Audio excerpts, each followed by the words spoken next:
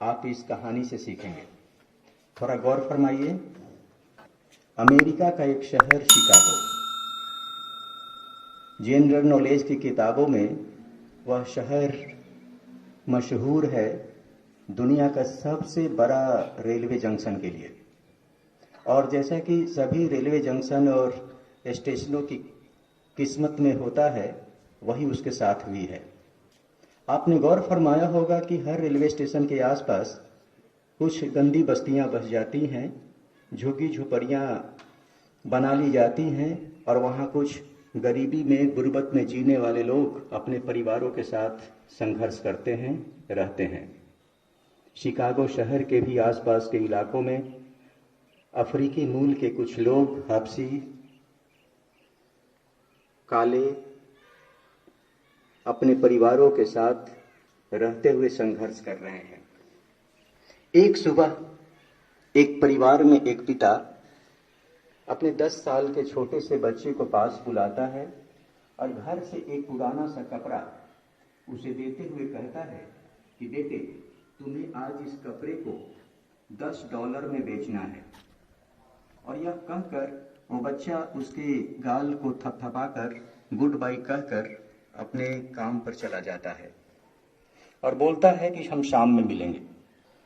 बच्चे को कुछ बात समझ में नहीं आती कि इस फटे पुराने कपड़े को $10 में कौन खरीदेगा, क्या करें इसका। छोटा सा बच्चा, 10 साल का बच्चा, मासूम बच्चा, कुछ समझ में नहीं आता।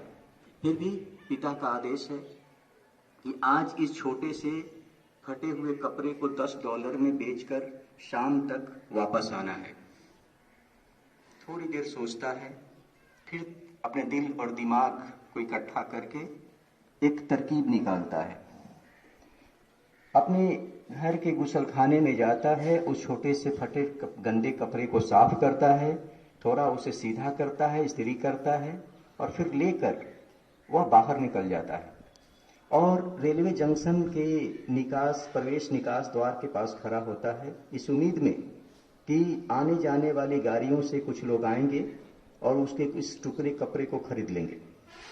सुबह से दोपहर, दोपहर से शाम और अब रात होने को है। उसका वो छोटा सा टुकड़ा कपड़ा कोई खरीदता नहीं। अब वापस लौटने का समय है।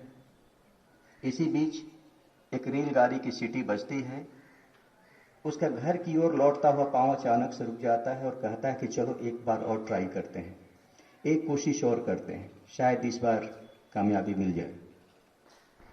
जैसे ही अपने प्रवेश द्वार से जब सारे यात्री निकलने लगते हैं, वह कहता है इस टुकड़े को ले लीजिए, $10।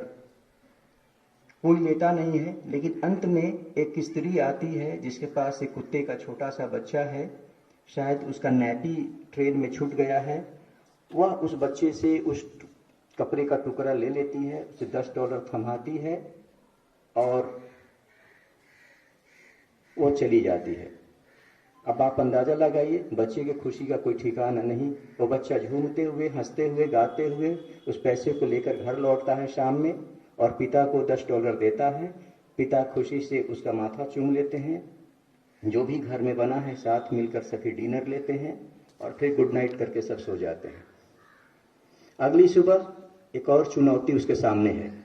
उसी तरह का एक और टुकड़ा कपड़े का उसे देते, उसे पिता कहते हैं कि बेटे, आज इसे तुम्हें $100 में बेचना है। ये सिलसिला ऐसा चलता है, बच्चे को करंट सा लगता है कि उस किसी तरह बड़ी मुश्किल से मैंने टुकड़े को $10 में बेचा, $100 की चुनौती, बड़ा अजब कहानी उसके साथ शुरू हो रही है। फिर भी कल की कामयाबी के लिए थोड़ा आत्मविश्वास है उसके पास, कल की सफलता के लिए उसके पास थोड़ी हिम्मत है। फिर थोड़ी देर सोचने के बाद उसने कुछ तरकीब निकाली। फिर कपड़े को साफ सुथरा किया, उसे गोल एक गेंद की तरह बनाया, उस पे एक मिक्की माउस का स्टिकर लगाया और फिर सोचते हुए शहर में निकल गया। उसे पता चला कि आज शहर के स्कूलों में आज एनुअल डे है और पेरेंट्स बड़ी बड़ी गाड़ियों में अपने बच्चों के साथ स्कूल में आ रहे हैं। वो उस स्कूल के गेट पर खड़ा हो जाता है और वो कपड़े को लेकर और आती जाती गाड़ियों को देखने लगता है। लेकिन वही जो कल वाली कहानी फिर से होने लगी, कोई उससे गेंद रूपी कपड़े को लेता नहीं। लेकिन वापस आते हुए, रिजल्ट कार्ड एनुअल फंक्शन से वापस लौटते हुए एक पिता अपने बच्चे के साथ गाड़ी में आता होता है, अगली सीट पर बैठा होता है। बच्चे की नज़र उस मिक्की माउस पर पड़ती है और अपने फादर पर, डैड स्टॉप द कार। पिता गाड़ी रोक देता है, ब्रेक लेता है और कहता है, dad it is my choice. पिता है, मेरी पसंद की चीज़ है, प्लीज़ टेक इट। और उसके पिता उसे खरीद लेते हैं। बच्चे पूछते, बेटे कितने? $100। वो $100 का नोट देता है, उसको ले लेता है। फिर झूमते गाते हुए बच्चा घर वापस आता है। पिता खुश हो जाते हैं। फिर रात का जश्न बनता है, डिनर होता है, सभी गुड नाइट करके सो जाते हैं। तीसरी सुबह उससे बड़ी चुनौती उसके पास है। एक कपड़ा का टुकड़ा वैसे ही उसे फिर मिलता है और इस बार कहा जाता है तुम्हें इसे $1000 में बेचना है। अब बच्चा तो कांपने लगा, ये बड़ी मुश्किल काम है, very difficult, it is very tough, कोई नहीं लेगा, आज मुझे हारना होगा और मुझे खाली हाथ वापस आना होगा। फिर भी वह उम्मीद का दामन नहीं छोड़ता, हिम्मत नहीं हारता। फिर से सारी शक्ति ताकत को इकट्ठा करके दिमाग लगाता है और उस कपड़े को उसी तरह से साफ करके एक अच्छा सा नैपकिन बनाकर और वह फिर शहर में निकल जाता है। और शहर में जब निकलता है तो शहर के सभी चौराहों पर, सभी सड़कों पर बड़े बड़े होर्डिंग्स लगे हुए हैं कि हॉलीवुड की एक सुपरस्टार हीरोइन शहर में आने वाली है, उसका एक प्रोग्राम है नगर भवन में। वह उसी तरफ चला जाता है। वहाँ इतनी भीड़ है उस सुपरस्टार को देखने के लिए कि आप पूछो मत। सिक्योरिटी गार्ड्स, लोगों की भीड़, ऑडियंस, उसी में जगह बनाते हुए, धक्का खाते हुए वो किसी तरह गेट के आसपास खड़ा होता है, आगे पीछे, कि शायद इस उम्मीद में कि कुछ काम बन जाए। सारे प्रोग्राम खत्म करने के बाद वो सुपरस्टार वापस निकलती है। उसकी एक झलक देखने के लिए लोगों में भगदड़ मच जाती है। उसी के धक्के से वो बच्चा उसके गाड़ी के नीचे आते आते बचता है। वो ब्रेक लगाकर ड्राइवर रोकता है। उस सुपरस्टार हीरोइन की नज़र बच्चे की मासूमियत पर पड़ती है और वो उसे सहानुभूति के लिए कुछ बोलना चाहती है कि बच्चे ने कपड़ा आगे करता है, प्लीज ऑटोग्राफ प्लीज। उस सुपरस्टार उस कपड़े पर ऑटोग्राफ देती है और चली जाती है। उसके बाद इतिहास बन जाता है। उस कपड़े को खरीदने के लिए वहां लोग बोली लगाने लगते हैं।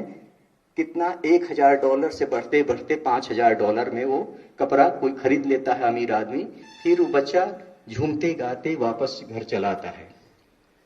एक पिता अपने बच्चे को कैसे कामयाबी के लिए आत्मविश्वास भर रहा है, एक गुरु के रूप में कैसे उसे अपने बच्चे में वो कामयाब और सफल व्यक्ति बना रहा है। एक कहानी उस व्यक्ति की है जिसे आप अच्छी तरह से जानते हैं। वो सुपरस्टार कौन है आज?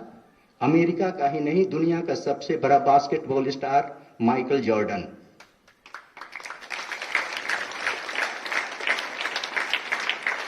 ये माइकल जॉर्डन की कहानी है कि गुर्बत से, फर्श से अर्श से वो कैसे फर्श से अर्श तक जा सकता है, वो कैसे नीचे से ऊपर तक जा सकता है, एक छोटा सा गरीबी से आदमी कैसे ऊपर उठ सकता है। एक कहानी उस माइकल जॉर्डन की नहीं है, एक कहानी तुम्हारी है, एक कहानी हमारी है, एक कहानी हम सबकी है। इतिहास जब वो बच्चा लिख सकता है तो इतिहास तुम भी लिख सकते हो। जो जज्बा, जो दिल, जो प्रतिभा उसके अंदर है वही तुम्हारे अंदर है।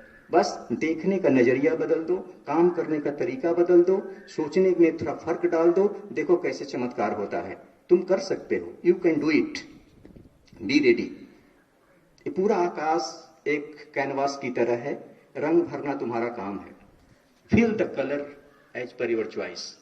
तुम्हारे पास सिर्फ अवसर है, तुम्हारे पास सिर्फ एक मौका है। ये मौके का कैसे फायदा उठाते हो ये तुम तय कर सकते हो। तो हम सब नवोदय विद्यालय में तय करते हैं कि सभी बच्चों को शानदार अवसर दिए जाएं ताकि उनकी अंदर की प्रतिभा का निखार हो, चाहे जिस क्षेत्र में वो कामयाब होना चाहें, चाहे शैक्षणिक क्षेत्र में हो, चाहे खेल कूद में हो, चाहे पेंटिंग में हो, गीत संगीत में हो, डिबेट में हो, वादन में हो, गायन में हो, कहीं भी एक एक बच्चा में कुछ न कुछ खूबियां है।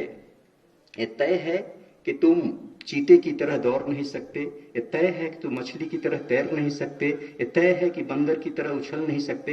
बावजूद हम इतने ताकतवर हैं कि इन सभी जानवरों को अपनी मुट्ठी में कैद कर सकते हैं और अपने इशारे पर नचा सकते हैं। इतना पावरफुल है आदमी का माइंड।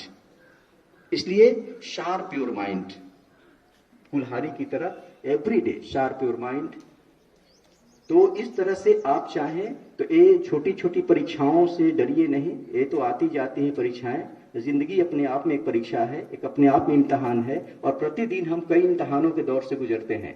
इसलिए हैव कॉन्फिडेंस, आत्मविश्वास बनाए रखिए, अपनी सेहत का ख्याल रखिए और अच्छे बुरे में फर्क करना डालिए, फिर कामयाबी मिलती चली जाएगी। आज के लिए बस इतना ही। आप इस पर सोचिएगा, विचार करिएगा, फिर अगली कहानी अगले दिन। तब तक जय हिंद, जय भारत, वंदे मातरम।